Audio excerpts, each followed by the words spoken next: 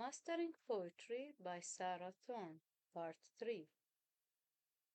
Part 3 of this course is going to focus on the art of sound in poetry, specifically on sound patterning. Sound patterning adds a lot to the beauty of poems, let alone having it stick to memory and have effects on senses. One of the sound patternings that is to be discussed in this lecture is alliteration. Alliteration may be referred to as the captivating consonants, where the poet uses words that start with the same consonant sound and that they appear close to each other in a verse, in a line of poetry. The result of having such sequence of consonants is a memorable verse of poetry and an effect on the senses of the recipient. There is a musical side to the repetition. There is an effect on emotions and the use of these consonants and alliteration may craft unforgettable melodic language. Sentences like, I sang a song of ceaseless sorrow, can be an example of alliteration. Another example of alliteration is in the following lines. Franks and fries and French fondue, beans and burgers and biscuits too, chicken, chili, and cheddar cheese. When I munch too much, I always sneeze. Assonance, on the other hand, or the enchanting echoes, is the repetition of similar vowel sounds in neighboring words, not necessarily initial in the words, that creates a subtle melodic effect. The careful use of assonance can evoke wide range of emotions that the poet intends to. As a poetic pattern, assonance is a common technique in poetry where it is used to create a sense of a musicality and cohesion within a poem. A sentence like, the fireflies lighting night skies, is a good example of assonance, where we have fire, flies, light, night, skies, all with the long I sound. As for consonants, the captivating cadence or rhyme or beat of a poem. Consonance refers to the repetition of consonants at the end of words, or a similar consonant sound at the end of words or at the beginning, at the end of neighboring words or word clusters. An example of clusters of words that have beginning and end similar consonants is tick-tock, ding-dong, flip-flop, and so on.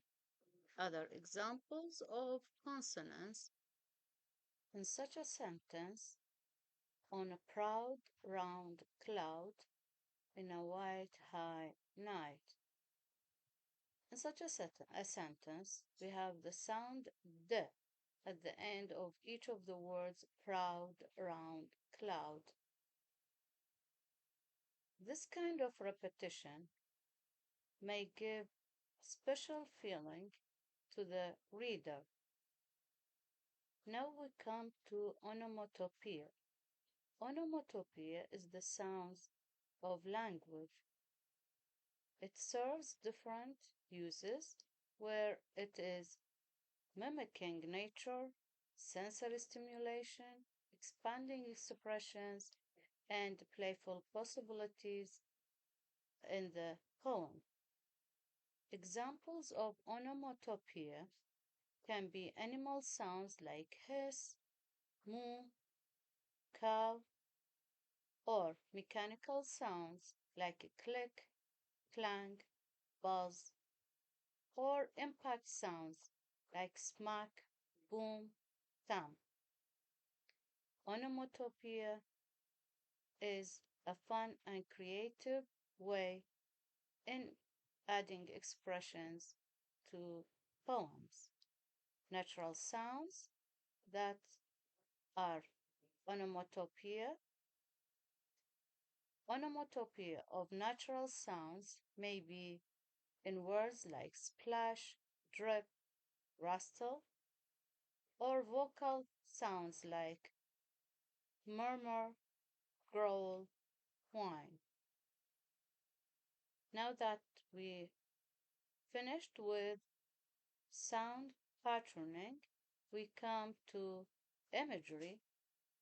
That is one important technique used in poetry. Imagery may be referred to as painting with words. Imagery helps creating sensory immersion, emotional resonance, and enhancing understanding to the poem. For sensory immersion, imagery is the use of language to evoke vivid sensory experiences for the reader or listener.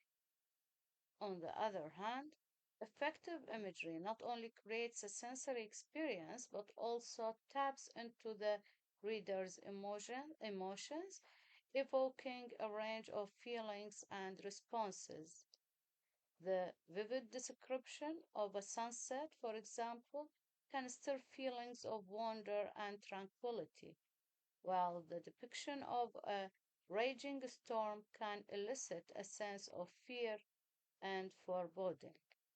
It is so clear that enhancing understanding is so much used through imagery in poetry, because imagery can also be used to clarify and deepen the reader's understanding of a complex idea or abstract concept. An example of imagery in poetry can be the poem by William Wordsworth, where he says, I wandered lonely as a cloud that floats on high over vales and hills, when all at once I saw a crowd, a host of golden daffodils. We definitely, when listening to the poet saying, wandered lonely as a cloud that floats on high over vales and hills, we can close our eyes and imagine that fluffy cloud flying over. After imagery, we come to figurative language. In figurative language, we find the poet using language in a more complex way. Examples of figurative language may be metaphor, simile, and personification. Whereas simile and metaphor are close to each other in the sense that metaphor is a direct comparison between two seemingly unrelated things without using the words like or as. This powerful device allows writers to convey complex ideas and emotions by drawing parallels between the familiar and the unfamiliar, the concrete and the abstract.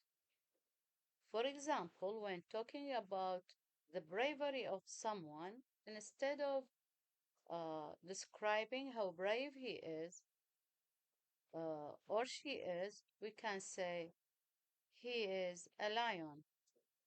Such a description is a metaphor where we are comparing that person to a lion in the sense that he is as brave as that lion. Whereas simile, on the other hand, is a comparison between two things using words like or such words as like or as. This technique allows writers to draw vivid, relatable connections between disparate concepts, adding depth and nuance to their language. An example of simile may be describing a beautiful girl as beautiful as a shining lonely star in the clear sky. An example of simile may be a sentence in which a beautiful girl is described as follows: She is as beautiful as a shining star in a clear night. As for personification, personification is the attribution of a human trait or traits or behaviors to non-human entities, such as animals, objects, or abstract ideas. This device can breathe life into the animate. An example of personification is also found in William Wordsworth's poem, in which he says, "A host of golden daffodils beside the lake, beneath the trees, fluttering and dancing in the breeze." For the description of flowers being fluttering and dancing is attributing human traits to the flowers, to the daffodils that are fluttering and dancing just like girls in the breeze. Other examples of personification may be found in sentences like, "The cave mouth yawned," and in the sentence, "The smell of baking muffins welcomed us inside." So the cave mouth yawned, saying that the cave, which is a non-human entity, has a mouth and that it yawns, is ascribing or attributing human traits to the cave. In summary, in poetry, it is important that poets master the craft of language, where they use sound patterning like alliteration, assonance, consonance, and onomatopoeia, which are powerful techniques that add rhythm, melody, and texture to language, captivating the senses and evoking emotions. As for imagery, it is also important that poets master this tool because the use of vivid, sensory rich language to transport the reader or listener into the world of the text, creating deep, immersive experience, is so important to the poet. Also, poets need to master figurative language to use metaphor, simile, and personification to allow writers to transcend the literal, drawing unexpected connections and imbue language with depth, creativity, and emotional resonance. That's all for part 3. See you in part 4.